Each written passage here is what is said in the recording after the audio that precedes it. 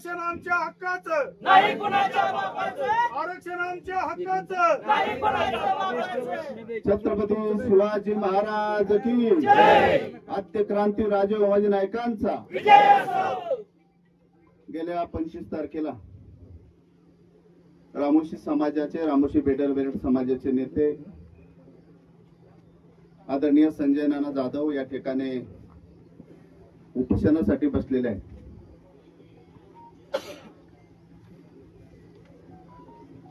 आणि त्या उपोषणाला भेट देण्यासाठी आमचे मित्र जयकुमार गोरे साहेब या ठिकाणी आलेले आहेत। त्यांचे टाळ्या वाजून या ठिकाणी आपण स्वागत करतो। या ठिकाणी भारतामध्ये रामोशी बेडर बेरड समाज त्या समाजाचा एकच नेता होता, जो राष्ट्रीय नेता होता। आणि त्या राष्ट्रीय नेत्याने अनेक आपल्या समाजावरती उपकार करून गेले, अनेक प्रश्न आपले सोडून गेले। ते म्हणजे गस्ती साहेब आणि त्यांचे चिरंजीव या ठिकाणी आलेले, त्यांचंही टाळ्या वाजून आपण स्वागत केलं पाहिजे। प्रकाश जाधव साहेब, संजय जाधव साहेब, दादा मंडले साहेब, सर्वच या ठिकाणी सर्व आलेली सर्व मंडळी, खऱ्या अर्थानं या ठिकाणी मला सांगावंसं वाटतं भाऊ की आमची जी लढाई आहे ती खूप जुनी लढाई आहे। गस्ती साहेबांच्या आधीपासून ही लढाई चालू झाली। गस्ती साहेबांनी कर्नाटकामध्ये ही लढाई जिंकली आणि महाराष्ट्रामध्ये लढाई चालू केल्यानंतर त्यांना साथ कमी मिळाली आणि म्हणून ही लढाई त्या ठिकाणी थांबल्या गेली। पण खऱ्या अर्थानं कर्नाटकामध्ये भाऊ, त्या ठिकाणी कर्नाटकामध्ये आमचे एवढा मोठा समाज आहे। कर्नाटक असन, आंध्र असन, दिल्ली असन, म्हणजे काश्मीर ते कन्याकुमारी याच्यापर्यंत रामोशी बेडर बेरड समाज आहे।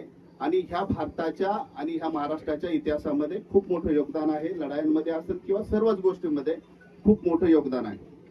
आणि ह्या समाजाला आज वंचित समाज राहिलेला आहे, कारण कर्नाटकामध्ये हा समाज एसटी आरक्षणामध्ये आहे आणि महाराष्ट्रामध्ये बेरड आणि रामोशी समाज जे आहे हा हिजेंटी मध्ये आहे।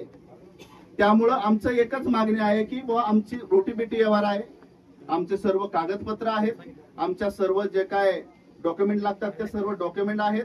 आपण आता जर गॅजेटचा, परवाचा गॅजेटचा जर आपण ज्यावेळेस जरांगे पाटील बसले होते मुंबईला, त्यावेळेस त्या गॅजेट, हैदराबाद गॅजेटचा ज्यावेळेस विषय आला, त्याच्यामध्ये आपले सुद्धा त्याच्यामध्ये जर ती गॅजेट जर मराठा समाजाला लागू झालं तर रामोशी बेडर बेरड समाजाला लागू होऊ शकतं, कारण त्याच्यामध्ये त्याच गॅजेटमध्ये एका पानावरती रामोशी बेडर बेरड आणि वाल्मिकी हा समाज एकच आहे असा त्या ठिकाणी उल्लेख आहे। जर तो गॅजेट लागू जर होता असेल तर 100% आम्हाला त्याच्यामध्ये नक्की वाटा मिळणार आहे।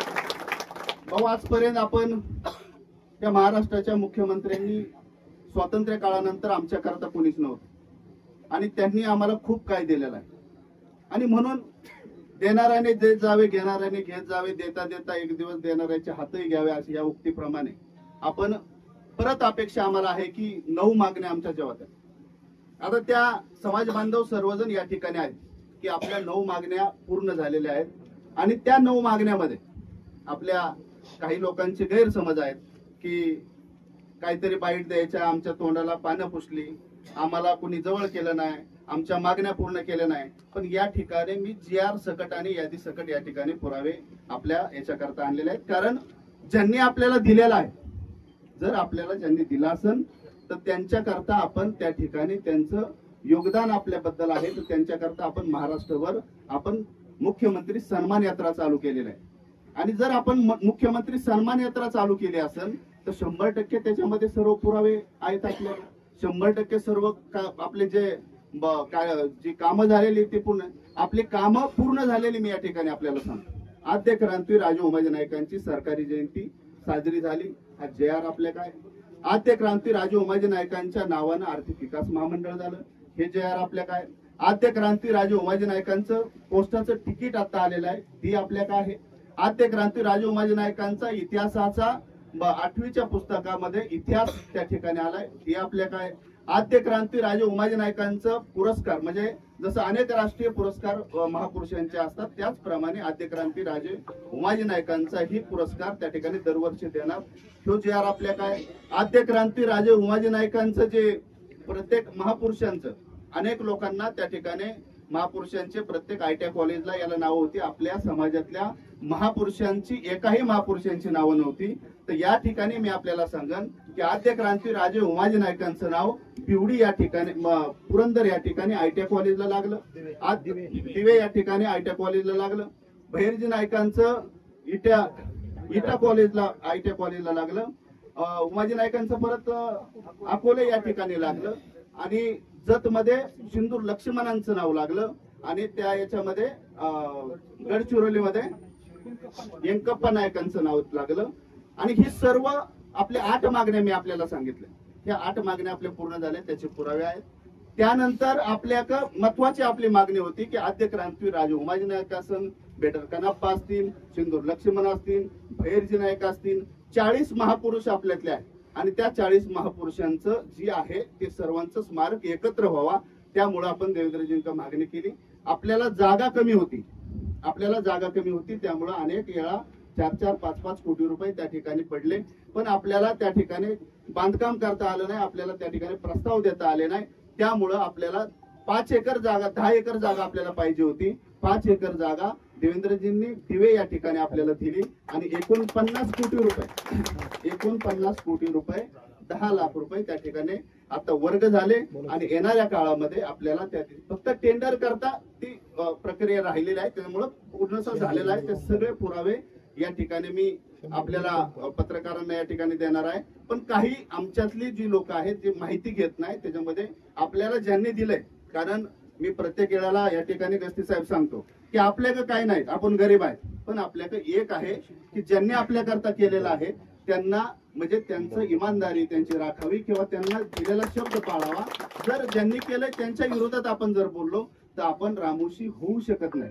कारण आपल्याला खूप मोठा वारसा आहे की इमानदार जात आणि इमानदारीने देवाभाऊने आपल्याला दिलंय. आता तोच देवाभाऊ आपल्या करता देणार आहे आणि त्यांचाच निरोप देऊन या ठिकाणी त्या आमचे मित्र या ठिकाणी जयभाऊ आलेले आहेत. मी आपल्याला आपल्या सर्व समाजाच्या महाराष्ट्रातल्या सर्व समाज बांधवांच्या वतीने मी जयभाऊंना या ठिकाणी विनंती करणार आहे की भाऊ, अनेक समाजाचं जसं धनगर समाजाचे प्रस्ताव केंद्राकडे गेले, अनेक समाजाचे प्रस्ताव गेले. रामोशी बेडर बेरड समाजाचा प्रस्ताव जे आहे आरक्षणाचा प्रस्ताव आहे त्याच्यावरती एक कमिटी आपण लवकरात लवकर तयार करावी आणि आरक्षणाचा जो विषय आहे त्याच्यामध्ये ती कमिटी तयार करून प्रस्ताव केंद्राकडे पाठवा.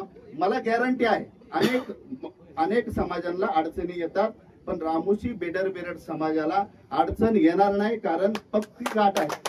म्हणजे या ठिकाणी पक्की ही जी रामोशी बेडर बेरड समाजाचं नातं आहे हे पक्क आहे. माझी धाकटी सून सुद्धा आता मी बेडर समाजाची केलेली आहे. त्यामुळे अनेक नाती गोती या ठिकाणी यांच्या मला वाटतं 4 सुना बेडर समाजाच्या आहेत. म्हणजे त्या सर्व एक जीवाने आणि एकजुटीने त्याचे पुरावे आहेत. गस्ती साहेबांनी त्याच्यावरती अतिशय मोठं काम केलेलं आहे. आता आपण ह्या लढाईमध्ये 100% जिंकणार आहे. सुरुवात या ठिकाणी मी धन्यवाद देतो नानांना, संजय नानांनी या ठिकाणी आपण जी केलेलं आहे ही सुरुवात केलेली आहे. याचा एंड नक्की अख्ख्या महाराष्ट्रातला सर्व समाज रोडवर उतरून त्या ठिकाणी आपण करू. आपली जर लढाई आपली चालू केलेली आहे तर ही संपणार नाही, 100% संपणार नाही. आपल्याला देणारी व्यक्ती त्या ठिकाणी आहे, आपल्याला आपल्या देवाभाव त्या ठिकाणी बसलेला आहे. त्यामुळं आपलं घराणं जे आहे आपण त्या ठिकाणी परफेक्ट मांडावं आणि त्याच्यामध्ये मला त्या आरक्षणाचं नॉलेज 100% कमी आहे. म्हणजे मी मान्य करतो या ठिकाणी मला जे मांडता येते तेच मांडावं. पण आपण अभ्यासवाद यांनी अभ्यास केलाय, संजय नानाने अभ्यास केलाय. आपण सर्व एक कमिटी त्या ठिकाणी तयार करू.